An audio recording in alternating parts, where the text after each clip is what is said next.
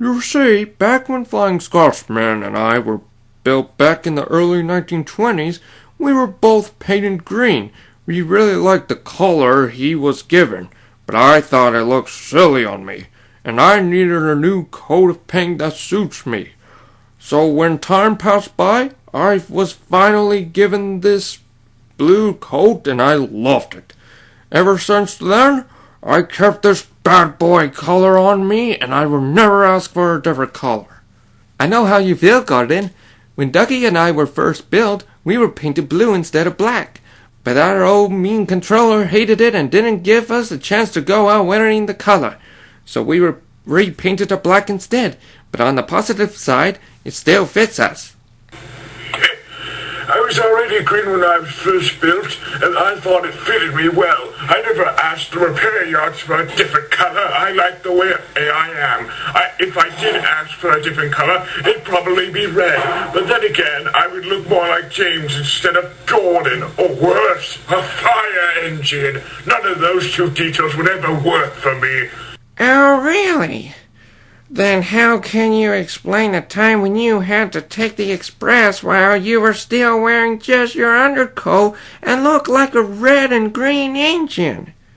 That wasn't my fault, James. I had to do it as an emergency at the last minute.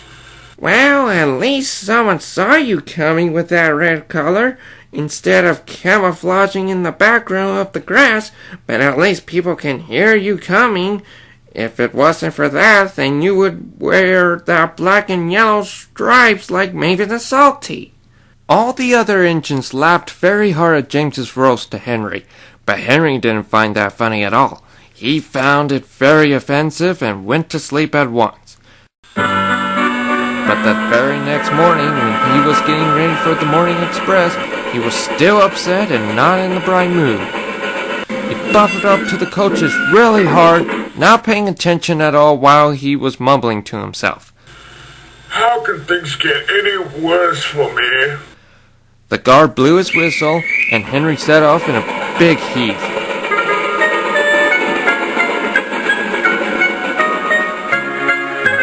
Things were moving along nicely, but Henry was still having a temper and was wondering how he could get back at James. When he made it to the next station, he bumped the coaches really hard. And he did it again when he set off. But what nobody noticed was that there was a rattle under his bunker, and little did anyone realize was that it would get much worse. Everything was going well. Even Henry was feeling much better. He was in a better mood and was running on time. I mustn't be late. But then trouble happened. His cab made a loud noise and caused a big crack. Whoa, look out! We need to stop right now! And that's exactly what happened. Henry was coming to a stop right away, but then he got separated from his tender, and he was in serious shock. You have got to be kidding me! And I thought using a different kind of coat was bad enough. We need to get his fire out of here. It'd be too dangerous to leave it going and make his water run dry. I'll go tell the signalman about this while you take care of the fire. I agree. I'd rather not make anything worse. Sorry, Henry. Just when things were running well. I think if it wasn't for all that banging you caused, none of this would have happened. Okay. The driver jumped out and went to talk to the signalman about what happened and called for help, while the fireman was taking care of putting out the fire. But things didn't go well as planned. When the driver returned, he can see a big cloud of smoke covering most of Henry. Holy smokes! What happened? I tried to put out the fire, but it kept getting worse, so I had to get it out of this smoke box. And now this is what's happening. The driver didn't ask any more questions, and he jumped into Henry to get him out of the smoke. Soon, Thomas and Percy brought the water tank to take out the fire, and Edward came to take the express for him.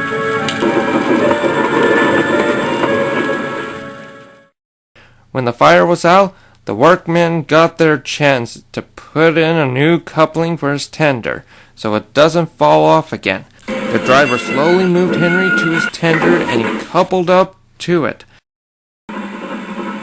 He was very embarrassed and was worried about what the engines would say to him. But what he didn't know was that Edward was the one telling the engines about the whole thing. James and Donald laughed really hard.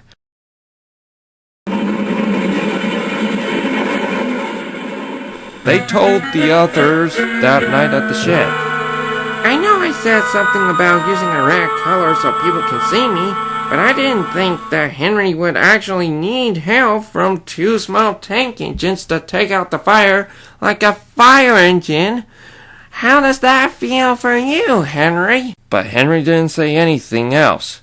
He knew that it was best not to say any rude comments about the engine's coat of paint. Otherwise, it'd cause even more trouble for him.